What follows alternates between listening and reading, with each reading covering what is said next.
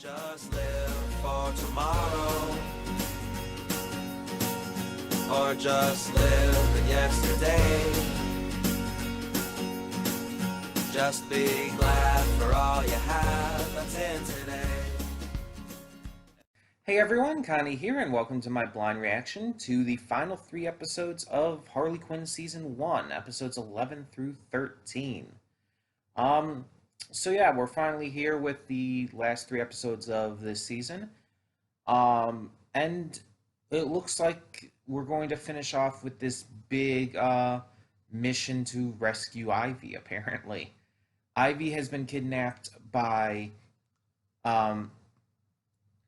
Scarecrow. Name escaped me for some reason. Ivy has been kidnapped by Scarecrow, likely under Joker's orders, I feel.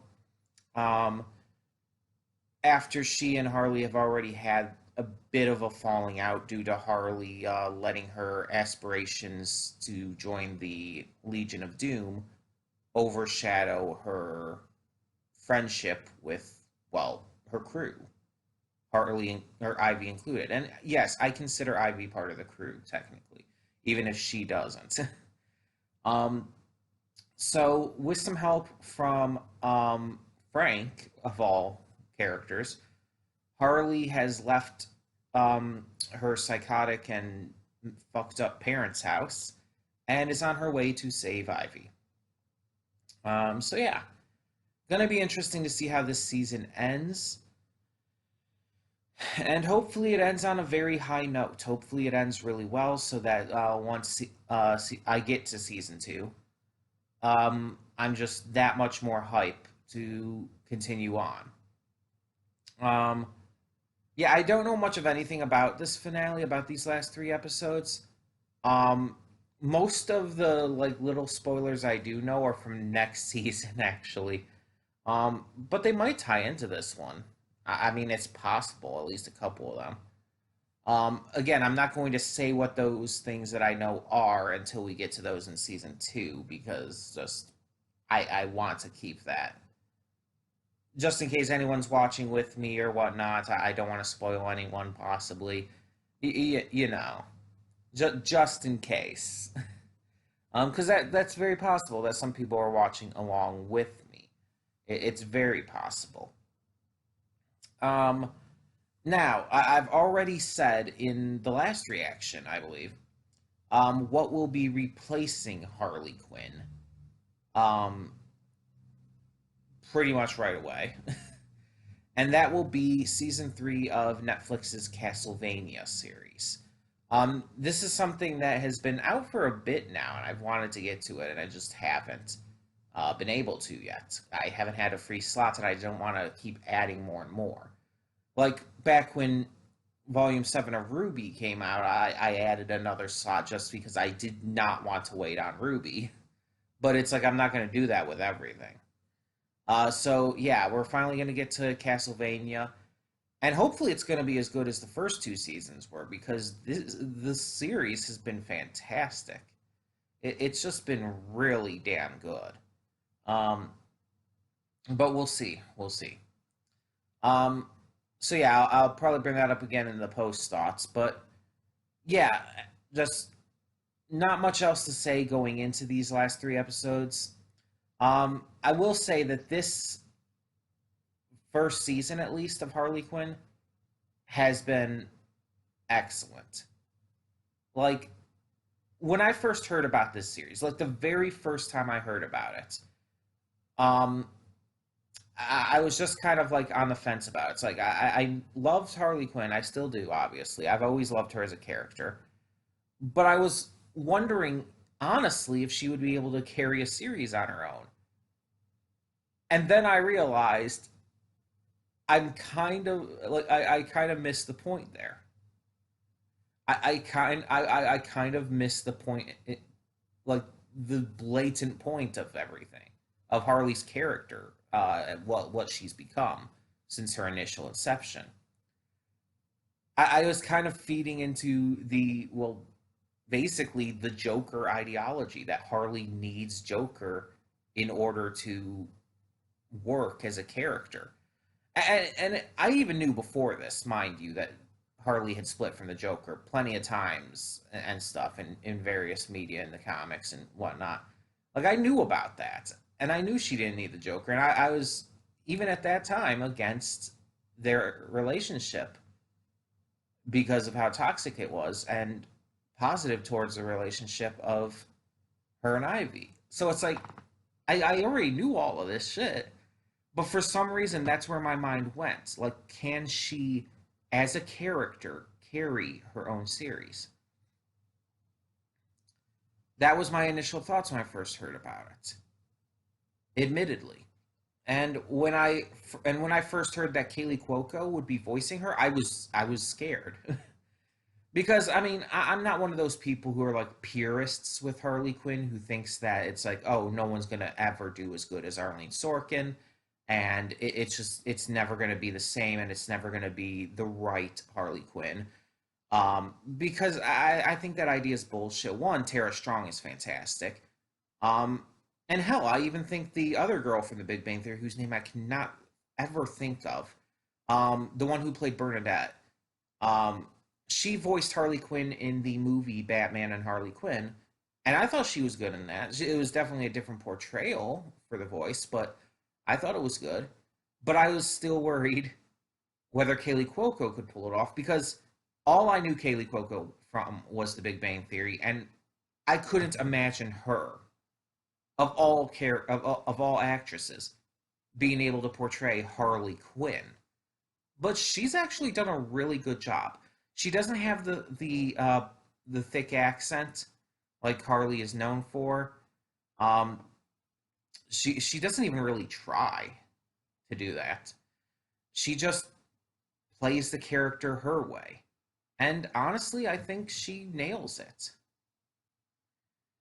Um, Going into it, I was also worried, like, what is this story going to be about? Is it just going to be Harley breaking away from the Joker, or is there going to be more to it? I didn't know, and I was kind of concerned at first. And yeah, there's more to it. I mean, yes, Harley breaking away from the Joker, at least for this first season, is the main plot thread holding everything together. But there is definitely more to it at the same time, and it keeps you interested with each episode kind of having its own minor focus while the major focus still remains in the background. Um, and then certain episodes, obviously, putting all the focus on the major one. Um, yeah, all my fears, all my concerns that I had going into the series, especially the ones that were based on missing the point of the character, oddly enough, they were all quashed because the series has done so fantastic at just making everything feel right. Even the portrayals of the minor side characters or the random like little appearances here and there, like of Batman or Robin or some of the other like villains, like Bane, for example.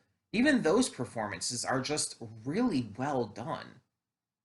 Even when like you have Bane, who's nothing like Bane is normally. Like I've never seen a Bane portrayed like this. Yet they somehow make it work for the context of the series. Um, because the series isn't meant to be taken fully seriously, but it's not a complete joke and waste of time like something like Teen Titans Go. It still has a legitimate story. It still has legitimate emotions. It has legitimate depth to it. But it does do certain things for a more comical edge. And Bane is definitely one of those things.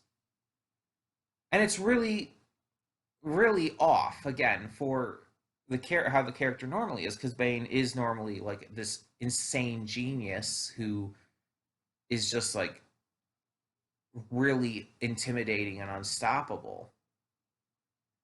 But in this, he's kind of portrayed in a goofy way, and I think it's built clearly around the voice, which is uh,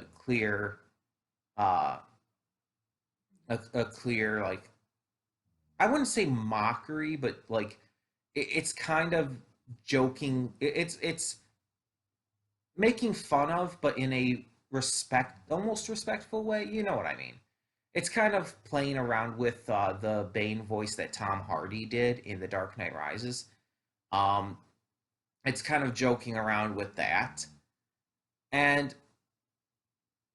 I feel like they built his character off of the voice rather than the other way around. Um, I just felt like they wanted to do this voice and then realized that with a voice like this, it would kind of be really funny to make him this goofy, semi incompetent, just kind of loser amongst the League of Villains, or Legion of Doom. Because all the other characters are portrayed pretty accurately. Like Scarecrow's a bit of a turd, but he's still Scarecrow. You see that very much. Lex Luthor, very much still Lex Luthor. Like in the last set of episodes I reacted to, you saw that very much. I think it was the last set. Yeah, I think it was. Well, you saw that very much when he was talking to Ivy when she had him wrapped up and everything. It's like, oh yeah, that was without a doubt Lex Luthor, and so on and so forth. Joker is very much Joker. Like hell, Alan Tudyk knocks it out of the park. But yeah, it's like all these characters are very much themselves, and then you have fucking Bane. Like, I mean, I guess King Shark is different than how he normally is. To be fair, Clayface is definitely a little goofier, and they definitely really hammer home the actor thing. Um, it never stated which Clayface this is supposed to be, but I'm still assuming it's Basil Carlo. Um, it just I don't know. It's just the guy I most associate with Clayface. It's the one it's the one I think about the most in terms of like, oh yeah, that's Clayface. um, but yeah, it's just they did some really interesting decisions with this, and I think it's really paying off in a lot of respects. Um, and they made some decisions that were just natural decisions you would have to make doing a show like this. Like, there's clear, very fucking clear sexual tension between Ivy and Harley. It's like super fucking obvious. And there's no romance yet. But that's clearly being built up. They want to build it up. They clearly want to make it feel more realistic than just something that was just slapped on, you know? Just because Harley and Ivy are a popular couple, so we're just going to throw it in. No, they want to make it feel natural. There is so much sexual tension between them. Like, it's blatant that they're going to end up together. It's practically like waving a neon sign in your face. Oh god. But yeah, yeah. Either way. I should probably close out these pre-thoughts before they get too long. So we're just gonna get on with these final 3 episodes of season 1 and hope for the best. So when the screen fades to black, pause this redirect and go to the description below. Follow the link to the reaction, and after you watch it, come back here to the redirect and resume play. Because after it fades to black, then fades back in, everything from that point forward will be my afterthoughts and will contain spoilers to the episodes. So that being said, thank you so much for tuning in, and I will see you at the reaction. And we are back, and we'll begin with spoilers in 3, 2, 1, now. Okay, and so there we have it. Harley Quinn Season 1. And that did not end in any way how I expected it to.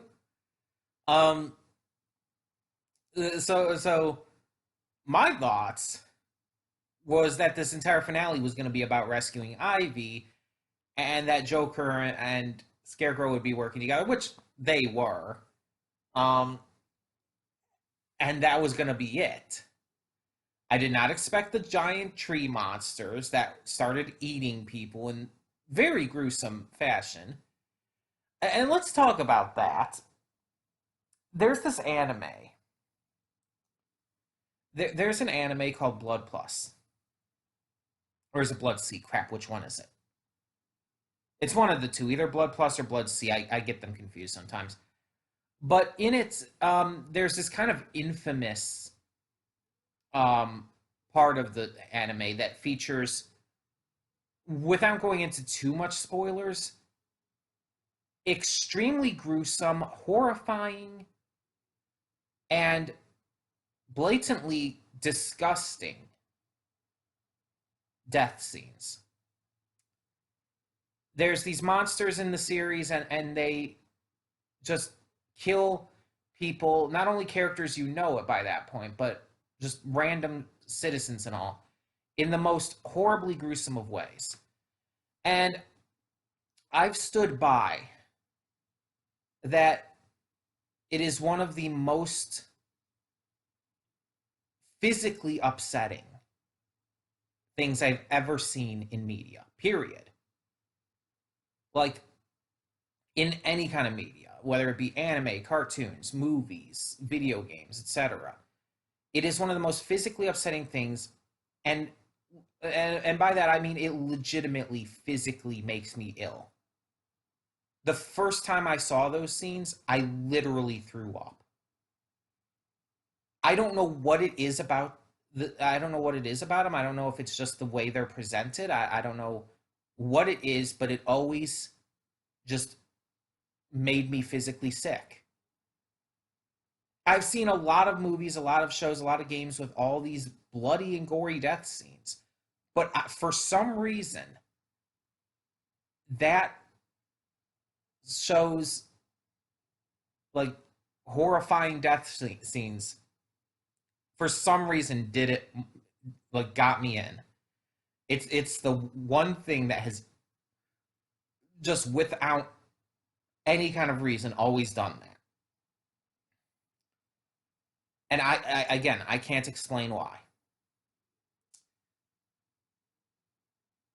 Harley Quinn, with the trees and the way they were eating and killing people like they were, got close. It didn't quite get there, but it got close. When it first started, when the first tree, like, bit into, like, the shoulder and neck of the woman while she was on the date with her boyfriend or fiance or husband or whatever, I don't know, it didn't specify. Um, and then it proceeds to, like, kill and eat her and everything, while the douchebag is just like just annoyed more than anything. Um, that was upsetting. Like, I said during the reaction, I believe that, like, almost kind of jokingly, well, that's upsetting. And I was trying to make it almost lighthearted, because that was actually bothering me. And again, I don't know why. Just like with Blood C or Blood Plus, whichever one it was. I cannot remember. Their names are way too similar. But for some reason that I can't explain, it bothered me. And then seeing afterwards, all the trees running around just eating people like they were. See, there was like one tree at one point, at least one, that was walking around with people gored on its teeth, just flailing there, and it bothered the hell out of me.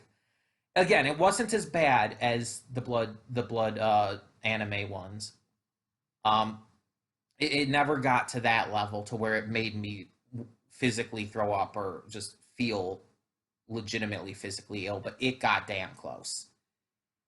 And I don't know whether to praise the series or not for that. I don't know what to say regarding that. Like, I guess if that's what they were going for, they succeeded. But God, it was hard to watch. And I mean, I'm sure that was intentional, that it was supposed to be hard to watch, that it was supposed to be disgusting and horrifying and everything, but still, that was I didn't expect that from this show. Like, the show has shown an insane amount of gore and violence and murder and stuff. And again, I can't explain why that got to me more than anything else, but it did. It really did. I don't know, like, it's different watching yourself, so I don't know what I appeared to look like in the reaction to you guys. So I don't know if I looked uncomfortable, but believe me, I was extremely uncomfortable during that entire scene. Like, I was not okay. And I don't, again, I don't know if I came across that way to you guys watching, but I wasn't. But that wasn't the only thing I didn't expect in this three-part finale. I didn't expect Joker to take over Gotham like he did. Like, yeah, that's a Joker thing to do. I just didn't expect it. Like, I didn't really have a reason to expect that, or expect that the tower was going to come back into play after being briefly mentioned in another episode. I didn't think that this was going to be a thing. That he was going to destroy the Legion of Doom, that he was going to get rid of the Justice League. I mean, granted, with the Queen of Fables' help. I didn't expect all that. That he was going to fully take over Gotham like that. That's, well, for a fitting term, that's insane. Again, it's something he would do. It's just I didn't expect it.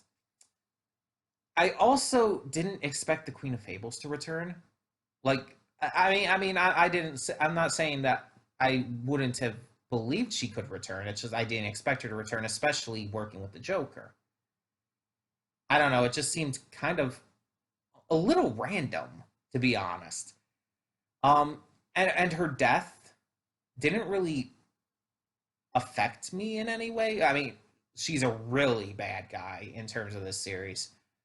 But even beyond that, it's like it didn't affect me. Like, it's like, okay, sure.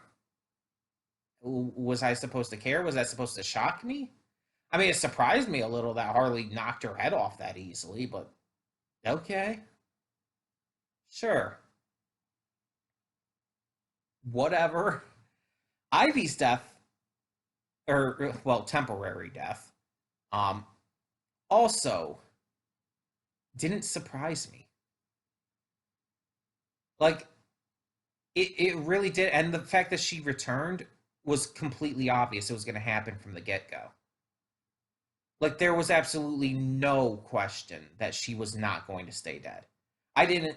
I don't even understand how she did, though. She's just like the healing power of nature or some shit. It's like, what does that even mean?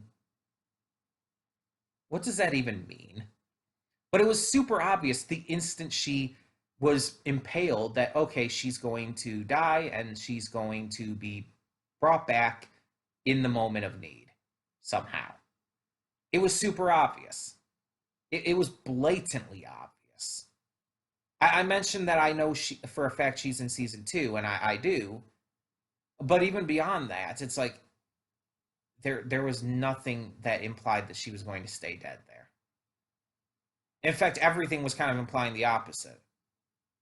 Everything was leading to knowledge that she was going to get out of this. Um, I also didn't expect Batman to get unmasked and all of that followed. It's like that just okay, that's a thing. But apparently Joker has been healed, I guess, because that's what he was going to do to Harley. Apparently, the vat of chemicals he was going to throw her in was going to take away everything that made her Harley. So somehow I assume that means it's going to unbleach her skin like it seemed to with Joker at the end and make her sane again. I have no idea how that could make her sane again, but all right. So if that's what happened to Joker, then we're going to see a sane Joker in season two. Is that what I'm expected to believe about this? That's going to be interesting, I guess. But the problem is, will he remember Batman's secret identity? And if he does, will he reveal it? I don't think he would as Joker, but will he as a sane version of Joker? Whatever name he ends up going by, if they like go with Jack Napier or something like that, I don't know. There's a lot of different names they could go with that have been used in comics and various media. Um, yeah, it's just I didn't expect Psy becoming a transformer. I never want to see that again. That was disturbing's not even the right word. That was almost as upsetting as the trees eating people. It I was just not okay with that. Not even just the fact that he did transform into a car. It's just the painful way the fact that they emphasized how painful it was, showed how painful it was, showed how gruesome and horrifying it was. I am not okay with that.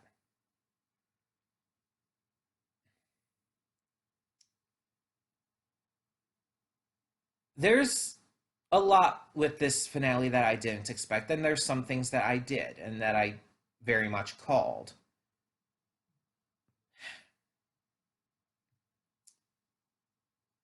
In the end, like overall, I would say that this was a good finale. It was the perfect, most fitting finale they could have had for this series, for the season, at this point, based on what else we had in season one. It was a big three-part finale. It was massive scale. Just the events that occurred were very, very big and had a lot to them, but without feeling overstuffed at the same time. The threat was definitely the biggest and most intense it could have been at this point. It's just, yeah, I think that this was excellently handled. And I can't wait for season two, but we're going to. Because as I've said in the past, I like to take breaks between seasons just to refresh myself so I don't get like kind of bored with the show and start to kind of resent it and stuff. So we are going to take a break and move on to some other stuff in the meantime. As I said in the pre thoughts, we are doing Castlevania season 3 next for this slot. And yeah, I'm very excited to get to that. We will get to that as soon as we can. It'll be replaced on the channel banner, all of that jazz. Um, and yeah, we'll kind of see where we go after that point. Um, but tell me in the comments below what you thought of these final 3 episodes, the season finale of Harley Quinn. Um, and yeah, I hope you enjoyed, and I hope that you weren't as unsettled, disturbed, really upset, whatever way you want to put it, by the tree scene as I was. I really, honestly, I know it sounds weird to say, but I really do hope that I was the only one upset by all of that, because I don't want to think about other people being that upset by that too. Um, tell me your thoughts down in the comments. Thank you so much. I'm Connie, and I'm signing off. See y'all next time.